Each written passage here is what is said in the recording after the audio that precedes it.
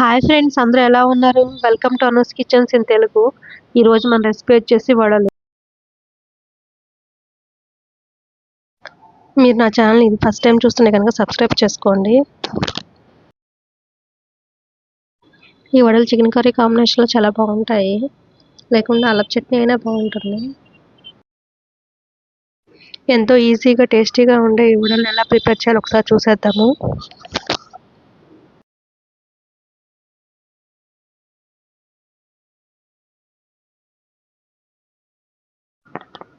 దీనికోసం ముందుగా ఒక బౌల్ తీసుకున్నాము. దాంట్లో ఒక గ్లాస్ మినపప్పు యాడ్ చేసుకుందాం. నేనైతే ఇక్కడ పట్టుపప్పు యూజ్ చేస్తున్నాను. గార్లికి ఈ వడలకి పట్టుపప్పే చాలా బాగుంటుంది. గుళ్ళపప్పు కన్నా ఈ పట్టుపప్పు అయితేనే టేస్టీగా అనిపిస్తాయి.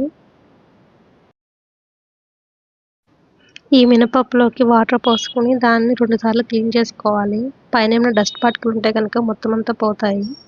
2 టైమ్స్ క్లీన్ చేసిన తర్వాత మళ్ళీ వాటర్ పోసుకొని ఒక 6 అవర్స్ నానబెట్టుకోవాలి. నేనైతే ఇక్కడ నైట్ నానబెడుతున్నాను, మార్నింగ్కి గార్లిక్ ప్రిపేర్ చేద్దామని.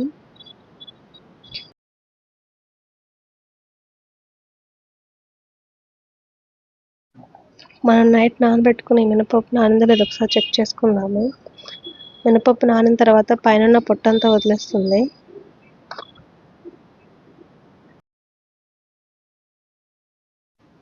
మనం ఇక్కడ తీసుకున్న పప్పుని మొత్తం అంతా వాష్ చేసుకున్నాము. పొట్టంతా పోయేవరకు. పొట్టంతా పోయిన తర్వాత దానిలో 3 పచ్చిమిరకాయలు, ఒక ఇంచు అల్లం తీసుకుని పక్కన పెట్టుకున్నాము.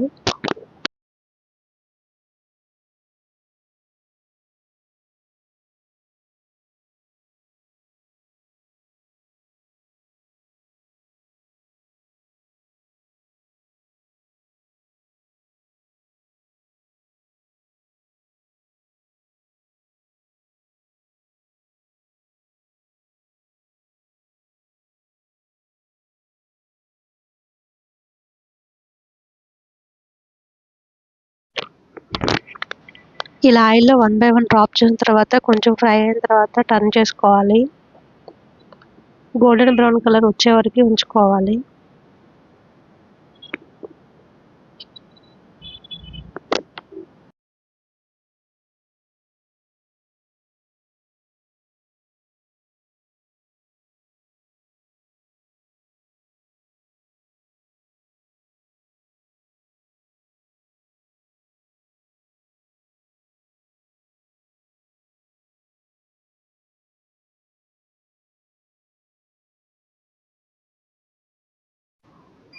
మంటని మీడియం ఫ్లేమ్లో అడ్జస్ట్ చేసుకుని గారెలు ఫ్రై చేసుకోవాలి.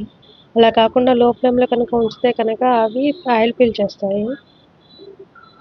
అలానే హై ఫ్లేమ్లో ఉంచితే కనుక పైన గోల్డెన్ కలర్లో వస్తాయి, కానీ లోపల అయితే అంతా పచ్చిగా ఉంటుంది, ఉడకవు. అందుకని మంటని మీడియం ఫ్లేమ్లో అయితే అడ్జస్ట్ చేసుకుని అయితే ఫ్రై చేసుకోవాలి.